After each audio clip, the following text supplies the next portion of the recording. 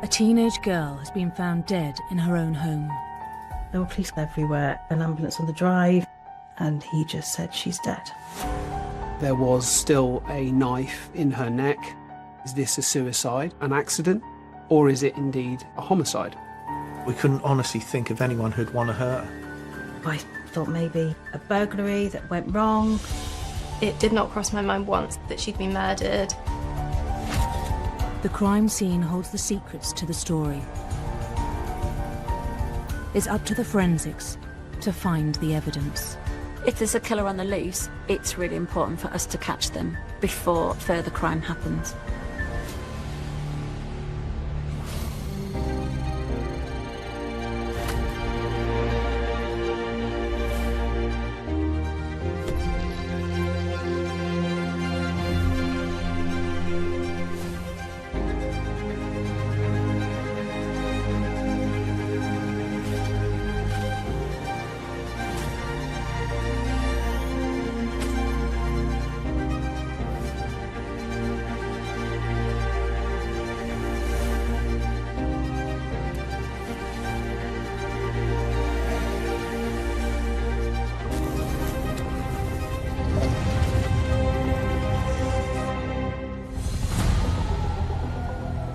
It's the May bank holiday weekend.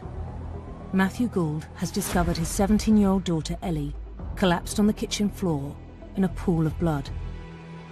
He immediately calls 999.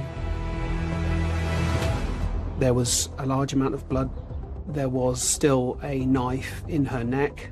Ellie was found face down, and a hand was on the handle of the knife, which was in the left side of her neck. We have to consider all options, is this a suicide, or is this an accident, or is it indeed a homicide? When you've got a single person who's injured or dead, your concerns are, is there anyone else within that property that is also injured? So you need to double check that house. Everything was looking like it was in place. Windows didn't appear to be smashed, the back door was locked, the front door was locked. There was nothing that indicated that anyone had forced entry into the property. And then at that point, it's stop everything, lock it down, secure it, so that we can then start thinking about our forensic recovery from that area. Ellie's mum, Carol, rushes home. There were police cars everywhere, an ambulance on the drive, and Matt crying at the end of the drive. And I can remember running up to him and saying, what's happened? And he just said, she's dead. Just disbelief, really. How has she died? Climbed up on something, fallen, hit her head. And then I just remember Matt saying, Carol, there was just too much blood. There was too much blood. And that's the only thing he could say because he was so shocked by everything. Carol calls her sister, Nicola. She said, Nick, something awful's happened. And I said, well, what? And she said, there's been an accident. I said, oh my goodness, is Ellie okay? What's happened? And then she said, Nick, she's died. We were just in absolute shock. There's no way to describe the feeling. It's like life drains out of you. I felt very numb at the time, just being in utter disbelief. Ellie was the first person that I've ever really lost in my life. Dealing with grief in itself is something I'd never encountered before. Kind of everything just kind of went blank, really. Sarah Thurkel has investigated more than 500 deaths and is one of the UK's leading forensic trainers. Entering a crime scene, I would immediately consider several different hypotheses as to how somebody's died. Is it a suicide? Is it a murder? Or is it some other unexplained reason as to why somebody's being found dead? There's absolutely no way could it be possible suicide. She had a happy home life. There's absolutely no way that was a reason for her death. I assumed there'd been an accident in the home.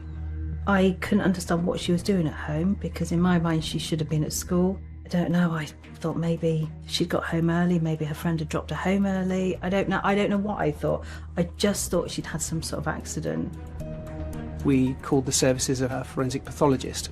A forensic pathologist will look at the scene and interpret the way the body has been left, look at the circumstances surrounding the body. The pathologist said that this was not an accident. Ellie had suffered catastrophic injuries to her neck. They counted 13 wounds. Potentially could have been more because the knife was still within her neck at the time. We were able to ascertain that the knife used was from a block in the family home, and yes, there are clear signs of a struggle.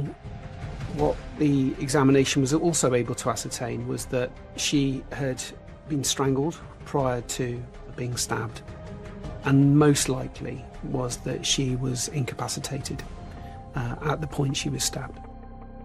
There were abrasions on the elbows, on the hands, which would indicate that that person was trying to defend themselves. It's a frenzied attack, there's no other way of looking at that. Immediately afterwards, the offender placed the knife in Ellie's hand and reinserted it into her wound to make it look like a suicide. This indicates a distinct callousness.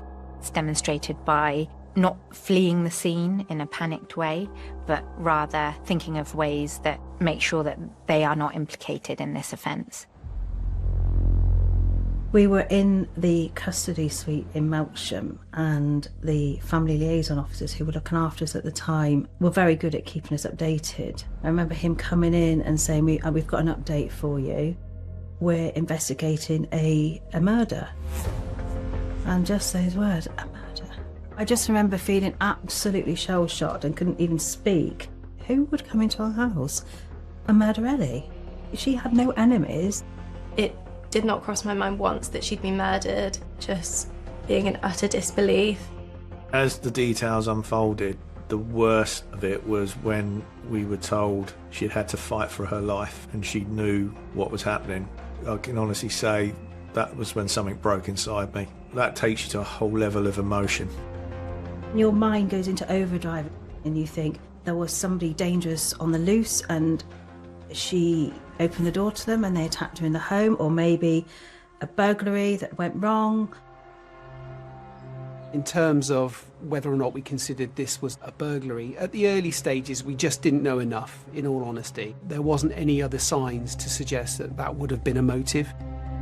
With a knife still in situ within a wound on a deceased victim, it's really important that this is firstly recorded photographically, but also it would be really important to preserve any forensic evidence on this knife before pathology is able to remove it. The knife is going to be heavily bloodstained from the victim's blood, but quite often when someone's stabbed in a frenzied attack, the offender might also have injuries on their hands if the knife has slipped. There may well be offender's DNA or fingerprints on the handle of that knife and also on the blade. There is probably going to be trace evidence of the offender on her body. If she's put up a fight or if she scratched the offender or hit the offender, there may well be trace evidence under her fingernails or on her hands that may lead to a potential offender. Once all of the evidence is preserved, Ellie's body is taken to the mortuary, and the CSIs continue their forensic harvest, where they discover signs the offender has tried to cover their tracks. We had scientists come in and they've said that clearly they can see from that blood smearing that someone has tried to clean up that scene at some point. We identified that there were items missing from the kitchen as well, including tea towels, which we suspect have been used to clean up. So now have we got another scene somewhere where items have been removed from the house and maybe dumped somewhere? CSIs looking at the clean-up operation would also be searching any bins within the house, but also bins outside to see if there's any discarded items. With the vast amount of blood that was in the kitchen on the floor, it would be probably impossible for the offender not to have blood, not only on their clothing, but also on their shoes. There may be an attempt to remove some of this blood while still at the scene. In a knife-frenzied attack, someone may well cut themselves. So there is a chance that they might try to wash off the blood from their victim, but they also might be trying to wash off blood from themselves so they're not spreading that around the house. The CSIs inspect the sink, which appears to have been recently used. These particular areas will be tested using the Castle-Mayer test. It's a really good presumptive test for blood. It can test dilute blood up to 1 in 10 dilution to confirm that there's blood there, and then this would be swabbed. The swab samples from the knife and the sink are fast-tracked to the lab. A DNA profile would provide the investigation with a much-needed lead. You never know what bit of evidence is the crucial piece of evidence that will catch the killer.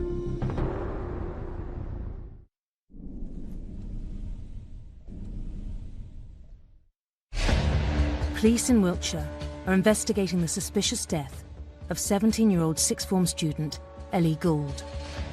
Her body was discovered on the kitchen floor, and there are signs her attacker has attempted to clean up the crime scene and make it look like a suicide by placing the knife in Ellie's hand and the blade into her neck.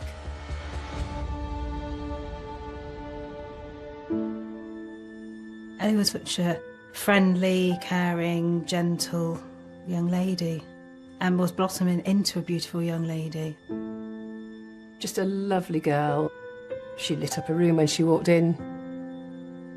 She'd be always the first one to crack a funny, have a laugh.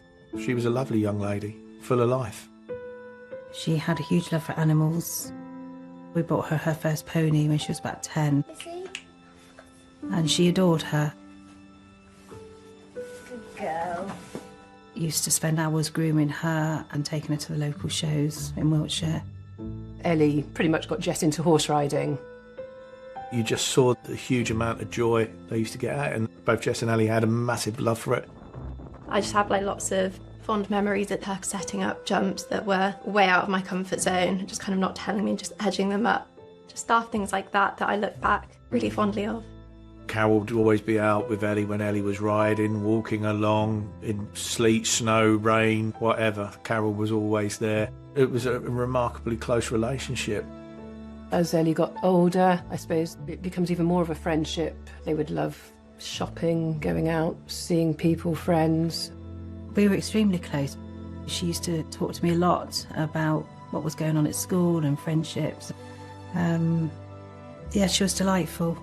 She was studying psychology A-level, and she was particularly interested in that. She had an idea that she would like to join the mounted police because of her ability in riding. Would have gone far in life. Detectives speak with Ellie's mother, Carol, to establish Ellie's movements that day. We had a general chit-chat about the day. She was eating a cereal as normal. I was about to go to work.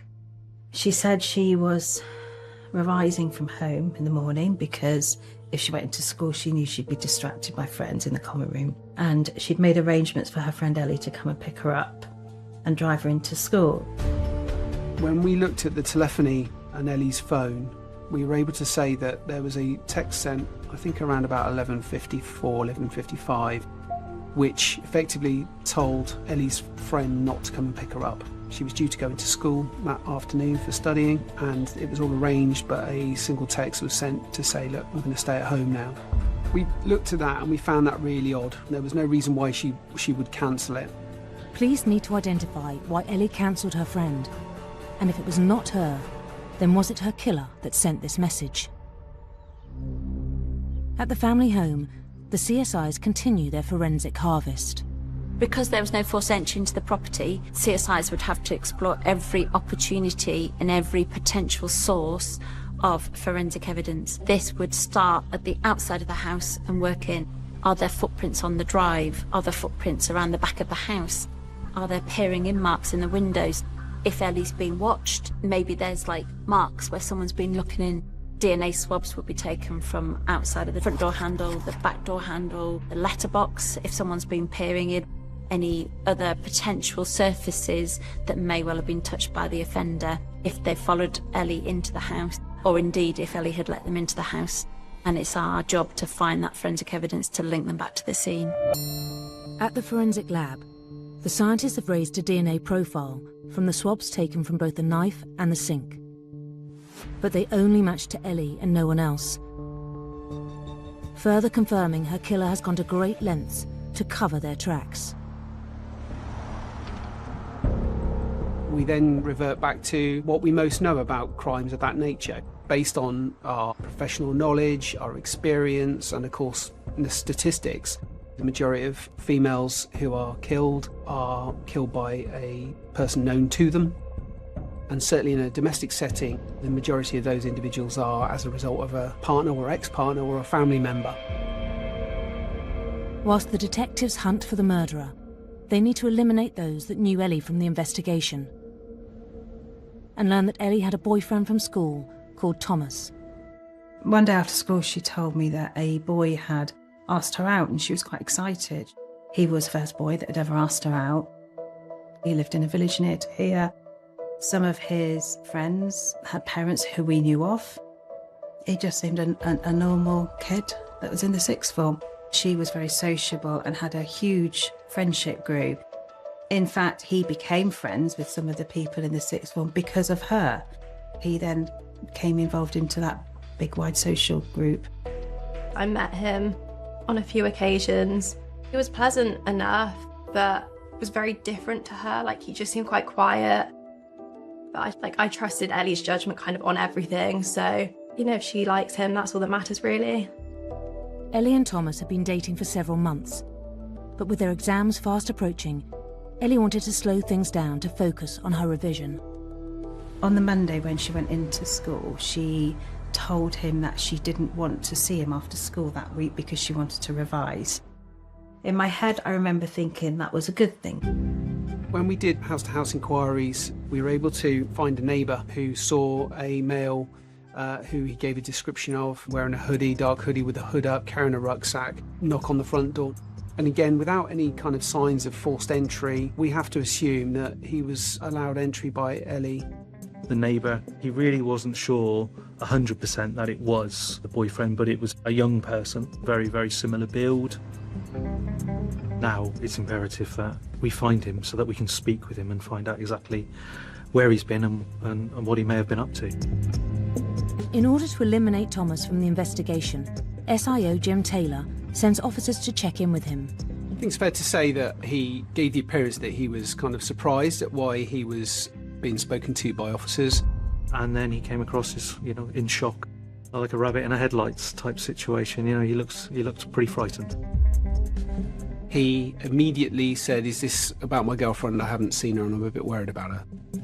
Nothing had suggested at that moment in time that it was Ellie that we were talking about. So it was an unusual thing to say, and it instantly raised suspicion. Watching Thomas Griffiths, he scratched at the back of his hands, he continued to scratch at his face, and he continued to scratch at his neck. You know, he's presenting with what we would describe as defence wounds. When you attack someone, their instant reaction is to fight back and protect themselves.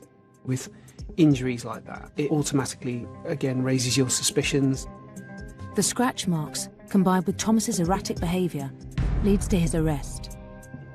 Thomas Griffiths, when he was arrested, he presents as a young boy, if I'm honest. At the custody centre, we can look to do all the swabs and the recovery from him on that forensic side. Hand swabs will be taken, nail scrapings will be taken, head hair will be taken, blood and urine samples. The reason why the police take these samples is that there's potential trace forensic evidence on that offender, and it's really important for that to be recovered. We would also seize all their clothing. He continued to scratch the whole time that booking in procedure was happening.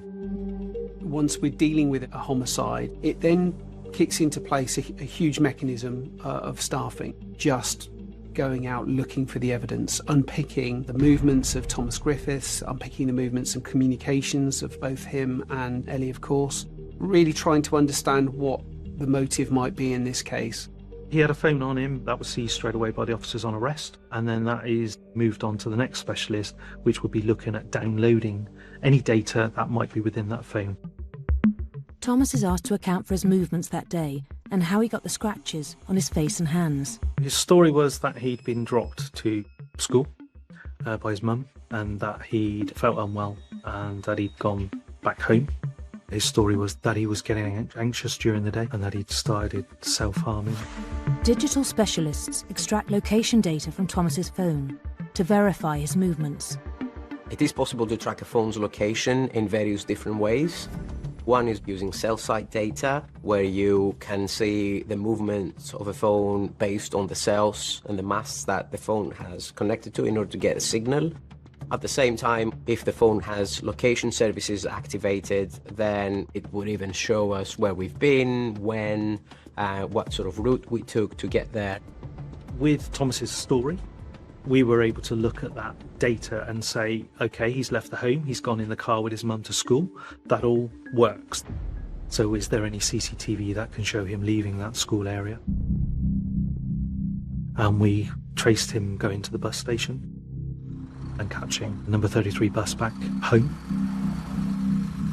That showed us that what he'd said was right. And then what we do then is look at the phone data. So we'll look at the router that's within his home address. Every device has a MAC number that would be specific to that particular device. When connecting to that Wi-Fi, it shows us a person is within the vicinity of that particular router. Could show us when they connected, if they disconnect and then they connect later on. He's come home and picked back up on his router again. Again, that works. We can see that part of the story. So far, police have been able to corroborate Thomas's story, and everything's adding up. It will be up to the forensic findings to rule him in or out of the investigation.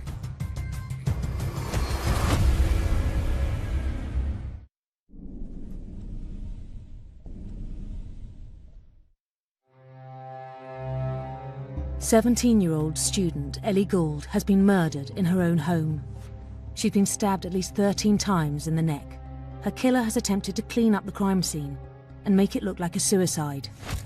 Officers are speaking with Ellie's boyfriend, Thomas Griffiths, in order to eliminate him as a suspect. The family liaison officers update Carol and her husband Matt. They came back and said, we've now arrested somebody, a young man. I think when they described him as a young man, the penny dropped. And I just looked at Matt and I said, it's Griffiths, isn't it? It's Griffiths. I can remember just feeling absolutely thrown against the wall. That was somebody that we'd welcomed into our home, celebrated her 17th birthday with her only 3 weeks earlier. We just couldn't imagine that he was capable of that. Nothing quite made sense. How could somebody that knew Ellie, knew what an amazing person she was, purposefully kill her? And we were just in complete disbelief and shock, and I think I'd left it with Carol that she'd call us once she knew more. Carol recollects a conversation she had with Ellie about Thomas. The night before on the Thursday evening, I spoke to her and she said that she was finding him suffocating, pestering her constantly about not seeing him after school, despite her saying, I want to focus on my studies. And she said she was going to end it. And I said to her, well, what are you going to do? And she just said, don't worry, Mum, I'm sorting it. It's quite easy for a young person to think that their relationship is a lifelong relationship, that the relationship and its success is at the centre of their world. Many of us can identify with that first love mentality, and it's not uncommon for us to create feelings of obsession or fixation to some degree. Friends came forward from the school, showed us Snapchat messages that Thomas Griffiths had sent to this group. I think everyone's noticed that I've been really down lately, and I need to tell you why. Me and Ellie are going to go on a break and see how things go after exams. I've been so stressed lately and I don't know how to cope with it. I've been scratching myself around my neck area, and as this group has kind of become my best friends, I don't know who else to talk to. We know that it was Ellie that instigated the breakup. By presenting this to others as a mutual decision, he is reducing the suspicion or the reasons that people might attribute towards him for being implicated in the crime. With a possible motive for the murder, Detective Sergeant Riddler assembles a team to search the Griffiths family home. We need to do a house search to look for any bloodstained clothing or any clothing that might match the description of the clothing worn and seen by the witness. When we carried out a search within the house, the officers located various bits of clothing that was damp still on the radiators, which Mum pointed out. Thomas had explained to her that he felt hot and sweaty and needed to change his clothing, so she just naturally put the washing machine on. There was also a pair of black Vans trainers. The SIO straight away turned around and said, I want those fast-tracked. It's really difficult to get rid of all DNA and all blood spatter from a pair of shoes, particularly if they're a dark pair of shoes, so it's not visible to the human eye without a good light source. There's lots of fabric areas, there's laces, there's indents on the soles of the shoe where little tiny specks of blood could easily get stuck. If there's any possible identified areas that look like it might be blood, there's a number of tests that you could do to confirm if it's blood or not. One of the tests that most police forces use is called a Castle-Mayer test. This is like a colour change test. If there is blood, the Castle-Mayer chemical will react positively and turn pink. If it tests positive for blood, then this area can then be swabbed. Whilst they await the forensic test results, the interviewing officers continue to ask Thomas to account for his movements, which have so far been truthful. He gave various accounts about not being able to get hold of Ellie during the day and that he was worried about her. We always take the stance that we assume nothing, we believe no one, and we check everything, and that was the basics of investigations. Specialists continue to analyse Thomas's phone for its location data, as well as the router connections to his home broadband. We then had this hour where he then drops off from the router. So we'll look at cell sighting, and that phone shows on the cell sighting, the aerials, the masts around Dairy Hill to Cairn, that phone is travelling, and that phone travels across to Cairn. We were able to say Thomas's phone was now in Cairn area between that time when we believe Eleanor lost her life. And that roughly connects with the timings of our initial witness that sees someone go to the front door. We have to assume that he was allowed entry by Ellie, who we knew at that stage was alone in the house. Both parents were at work. What we suspect is that in that hour that Thomas is there, that is the period of time that Ellie is murdered. Detectives check the digital timestamp of the message sent from Ellie's phone to cancel the plans for her friend to collect her. And actually the timings are such that cause us great concern in the fact that whilst we could never prove it, we suspected at the time that that message was sent from Tom to a friend of Ellie's so as to delay being found out. Every single element to his story we were then trying to corroborate. He wasn't legally allowed to drive, so he hadn't passed his test, but we knew that his family owned a Ford Fiesta. And when we did CCTV trawl of the route between Cairn and his home address in Derry Hill, we utilised footage from a bus dashcam that clearly showed Thomas leaving the scene and returning home. As each bit of evidence unfolded, we would put that to him against what he'd already told us and say, well, that can't be right. The CCTV that we saw on the bus is showing us this, and each time he would disagree. He denied any involvement, but wasn't able to say who else would have been driving his car at that time. You can trace his car back to the home address. We then noted that Thomas's phone picks up again on the router, which connects with the statements that the neighbours have then told us about seeing him driving the car at the end of the road, and him talking in the back garden to them about being anxious and self-harming himself. Knowing that the scratches on his neck were from Ellie, from the event, rather than from self-harm, suggests that Tom is aware of the seriousness of the crime and of the consequences, and is going to great lengths to prepare some excuses in case he's investigated for this. Whilst a lot of the evidence was showing Thomas being in the area, and of course he was lying to us about his movement, but what I really needed was some forensic samples that would have placed him at the scene. In his account, when he returned home and saw neighbours, it was a short period of time, in fact it was 18 minutes, where his phone dropped off the family router and then reconnected. That suggested to us that the phone had left that property. We needed to understand where he'd been in that 18 minutes. Let's have a look, see if he's gone out for a walk. Has he discarded clothing or anything from the scene and dumped it somewhere? We had a look at some maps and we said, come on, out there, have a walk, take it out there for 9 minutes and see if you can locate anything. As you come out of the house, you come across this big green recreational area and then a bit of woodland. One of the search team officers walked along for 9 minutes and then stopped. Pretty much came to the far end of the woods, turned round and could see a bin bag underneath a bush at the end of this wooden track. And then suddenly your chest is starting to pound to think, oh my God, what have we found here? Within that bin bag, there was some bloodstained tea towels, some wipes as well. The SIO straight away turned around and said, I want those fast-tracked. And those results came through pretty quickly to confirm that the items in there had Eleanor's blood on them. Someone had, as the scientist said, tried to clean up, but just weren't able to do it, so they've tried to cover their tracks. It is another piece of compelling evidence. But the team needs something that links Thomas Griffiths directly to Ellie and the crime scene. The Forensic Science Service had located blood spattering on the van's shoes, which were located at Thomas's house, and that blood was a match for Ellie Gould. Throughout the investigation, Thomas denied involvement and wouldn't admit his part in Ellie's death. But once you started looking at the evidence that there was, forensics, telephony, CCTV collection, digital forensics, all these different areas, it was overwhelming. Thomas Griffiths is charged with the murder of Ellie and is due to stand trial at Bristol Crown Court.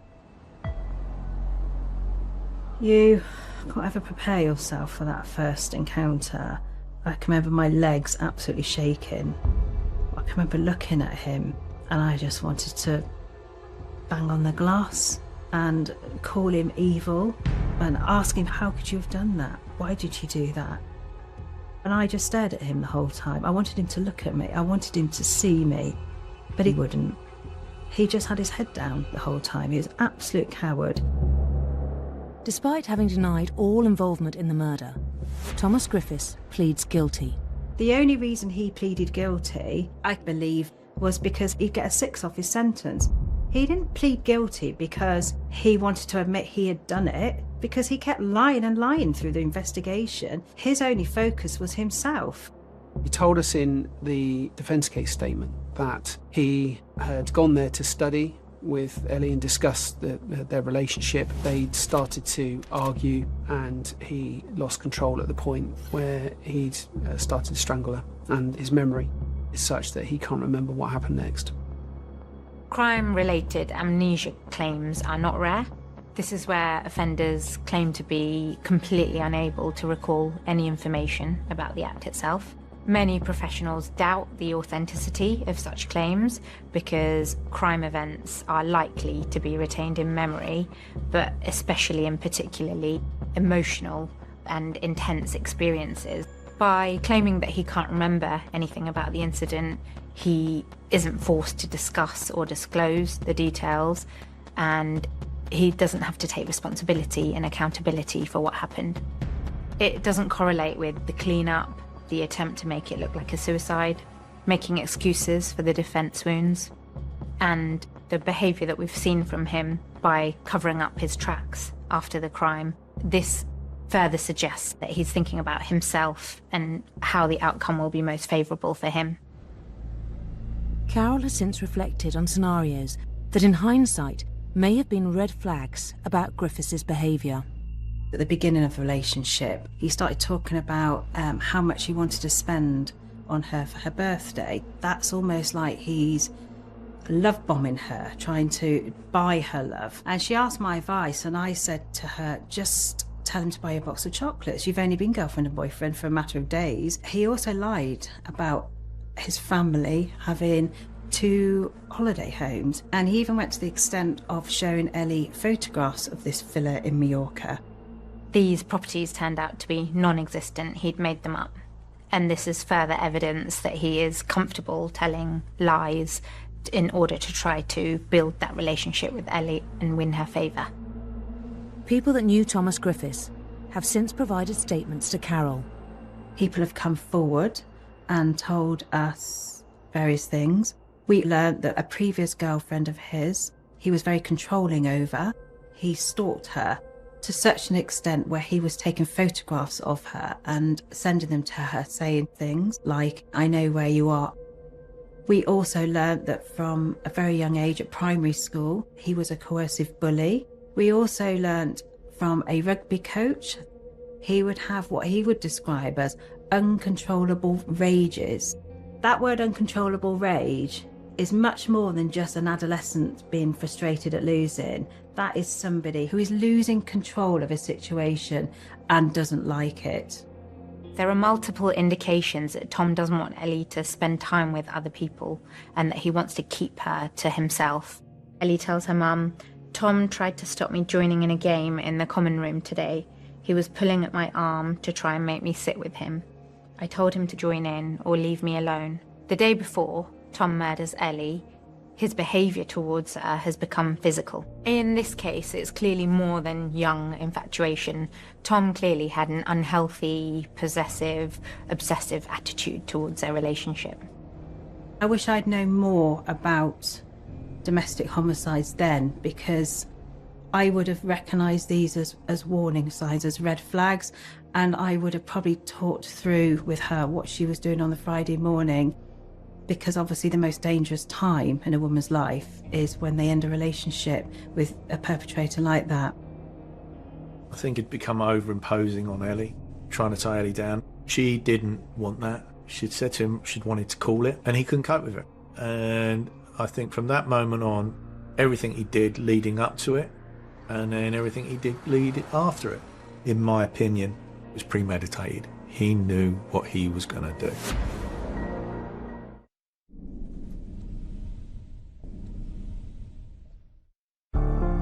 Thomas Griffiths has pled guilty to the murder of his ex-girlfriend, 17-year-old Ellie Gould. He claims he cannot remember killing her due to amnesia. We heard all about the strangling, the stabbing, the frenzied attack, the fact that he washed the knife in the sink to get his DNA off it, put Ellie's hand on it, and he reinserted the knife into her neck to make it look like suicide. And go as far as when Ellie was dead, in my mind, to use her fingerprint to open her phone to send a message to her friend to stop her coming to pick her up is absolutely evil. And then to create a Snapchat group with a group of friends to talk about his self-harming, to again try and cover up his crime. Asking your mother even to put your blooded clothes into the washing machine. And at the time we just said that was premeditated, surely, and his behaviour is of a very calculated, manipulative perpetrator. At Bristol Crown Court, the judge considered the mitigating factors and stated that good character references, a show of remorse and the lack of premeditation were considered before sentencing. Thomas Griffiths is sentenced to life imprisonment with a minimum term of 12.5 years. We couldn't believe what we were hearing. If that's justice, 12.5 years for such a horrific crime and taking somebody's life who's so young, there's something incredibly wrong. But is that all her life's worth? Just 12.5 years? It's just an insult. The scream of pain that came from Carol when she broke down as we walked out the court will live with me for the rest of my life. I'll never forget that.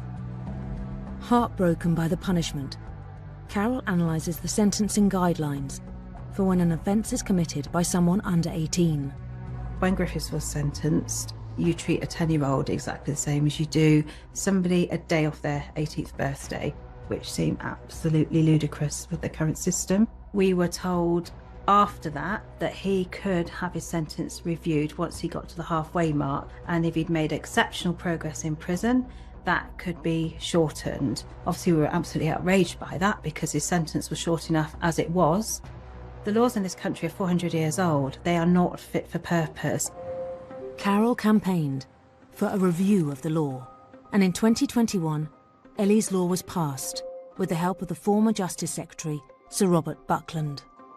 The case involving Ellie was another example of the rather blanket approach that's been taken over the years to sentencing for youth offenders. More needed to be done in this area to bring the law more up to date and to reflect far more the realities of the differences between a young teenager and somebody who is virtually an adult. So far, we've achieved Ellie's law, and Ellie's law is the sliding scale in sentencing for youths. So the closer you get to 18, you're treated more like an adult. And somebody like Griffiths, at the age of 17, his sentence would be now 90% of the adult sentence. Secondly, the opportunities for people who've been sentenced as a child to ask for a review of that sentence are also reduced or eliminated. That is very important if we're going to achieve certainty for the families of victims of murder and homicide, that they know to a high degree of certainty the earliest date that that perpetrator could possibly be released. Carol continues to campaign for tougher sentencing for domestic murders and greater scrutiny of offenders when they are up for parole. At the moment, it's a 15-year starting point if somebody is murdered in the home and the weapon is used from the home, and it's a 25-year starting point if a weapon is taken out onto the street. It makes no sense to have this 10-year difference, and we want the 10-year gap closed. Murder is murder at the end of the day, and it's so wrong that because it's a domestic murder, it's seen as a lesser crime. I don't think you can get a crime that's much more serious than a young girl revising and somebody coming in and strangling them and stabbing them multiple times in the neck. That's as serious as it gets, surely. It makes no sense that a violent murder in the home is seen as less serious than when you take a knife out into the street and stab somebody. The crimes are equal. Although, in a way, a domestic homicide is more serious because there's the ultimate betrayal of trust. This particular case was but the latest example of a number of issues that I believe had arisen with this area of sentencing that required reform. That's why when I was Secretary of State, asked a leading QC to lead a review into the domestic homicide sentencing. I'm very anxious that it report as soon as possible, bearing in mind the passage of time since I ordered it. Any recommendations would be put to Parliament because the law would have to be changed in order to reflect that. Sentencing and justice is twofold. One, it's about punishment, and secondly, it's about protecting the public. And we're trying to raise awareness of how dangerous these perpetrators are. And the parole board to look very closely at when they do come up for parole, really consider, are they safe for release? And I don't understand with somebody like Thomas Griffiths how anybody could say that he is safe to be released back into the community. We've had a domestic homicide review published, and the reference to the bullying and the rugby coach are included in that. We weren't made aware of his stalking of his previous girlfriend until after that was published, but I am fighting to try and get that added so that probation and parole are fully aware of it when he is considered for release. Following the conviction of Tom Griffiths, it left a huge mark on the investigation team who worked on it because of the unique nature of what we were dealing with. This was particularly impactful, very hard-hitting. I still feel it's a hard one to talk about, and I know members of my team struggled through this one.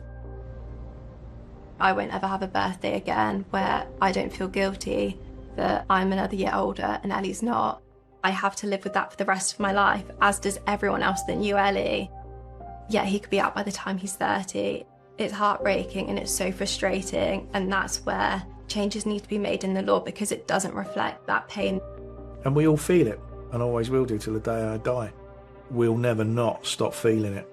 This has absolutely wrecked us as a family. You see a tragedy like this happening, you have to make that choice. You either give up or you keep going. And I feel that all of the work Carol's done is the thing that's kept her going. It has ripped our hearts out. We feel hollow inside. Ellie's the first thing I think about every morning. And she's on my mind all through the day. And that's the reality of the sentence that we live with. But I have to use this grief and I have to use this anger to try and make a difference so that her death is not in vain.